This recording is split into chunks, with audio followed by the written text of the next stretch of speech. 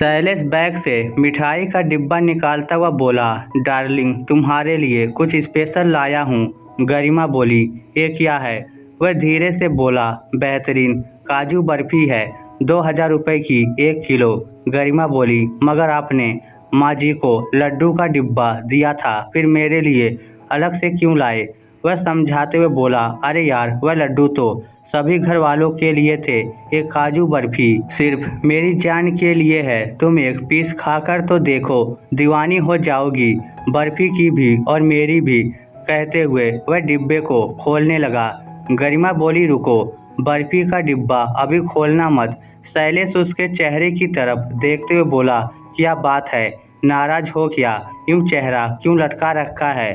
10 दिन बाद घर लौटा हूँ, मगर तुम खुश नहीं दिखाई दे रही। तबीयत तो ठीक है ना तुम्हारी? गरिमा बोली, मैं ठीक हूँ जी। मैं आपसे ये कहना चाहती हूँ कि ये काजू बर्फी का डिब्बा सुबह माँ जी को दे देना, अभी इसे मत खोलो।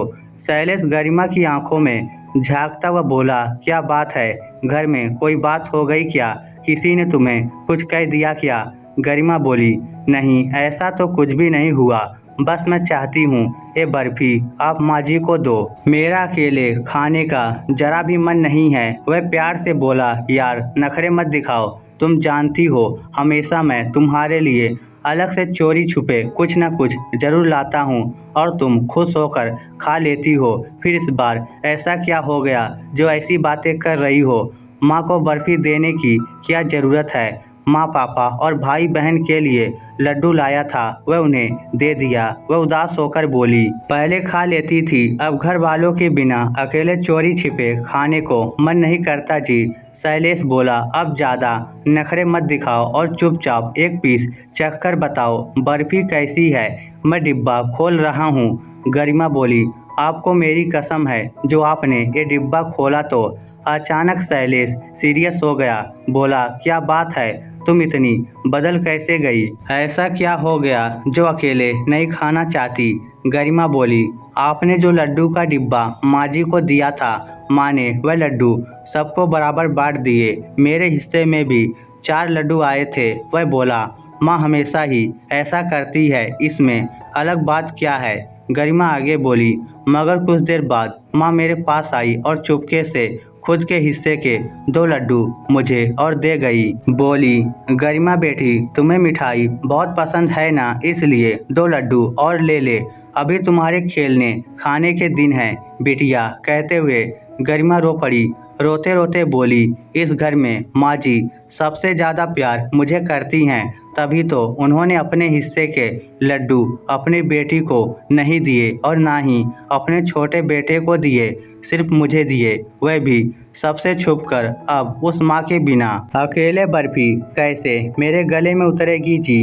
ये सुनकर शैलेश को भी साफ सूंघ गया। उसने चुपचाप बर्फी के डिब्बे को वापस बैग में रख दिया और पत्नी के पास आकर सो गया। गरिमा बोली, क्या हुआ, उधर मुँह करके क्यों सो गए, रो रहे हो? शैलेश अपनी रुलाई रोकते हुए बोला, लोग सच कहते हैं, बेटे को पत्नी मिलते ही वह बदल जाता है, फिर उसे माँ बाप भाई बहन कोई अच्छा नहीं लगता। गरिमा बोली, दुख मत करो जी, अब हम नहीं बदलेंगे, हमेशा बांट कर ही खाएंगे।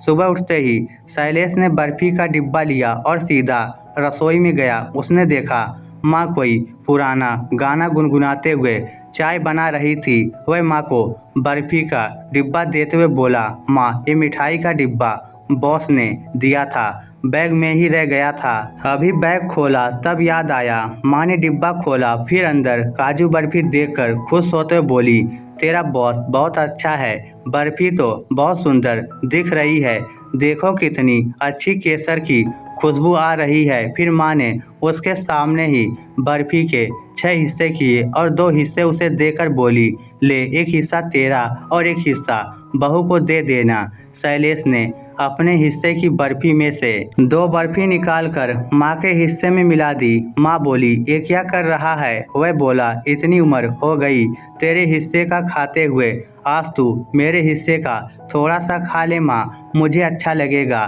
माँ उसे एक प्यार भरी चपट लगाते हुए बोली, बदमाश कहीं का, इतना भी नहीं जानता कि माँ को भी औलाद के हिस्से का कभी नहीं पछता। फिर माँ अपने हिस्से में से 4 बर्फी निकाल कर उसे देते हुए बोली, ले ये मेरी तरफ से मेरी प्यारी सी बहू को दे देना, उसे मिठाई का बहुत शौक है। गरिमा रसोई के दरवाजे पर ही खड़ी थी। अंदर आते ही सासू माँ के कंधे से झूलते हुए रुधे गले से बोली, मुझे आपका हिस्सा नहीं चाहिए माँ, बस आप ऐसे ही मेरी माँ बनी रहना। सास ने बहू की आवाज़ में कंपन को महसूस कर लिया था। उसे गले से लगाते हुए बोली, पागल है क्या जो इतनी सुबह रोती है? मैं हूँ ना, मेरी बेटी को इतना प्यार दूंगी कि अपनी सगी माँ को याद करना भी भूल जाएगी। इस स्टोरी को लेकर आपकी क्या राय है? नीचे कमेंट करके हमें ज़रूर बताइएगा। धन्यवाद।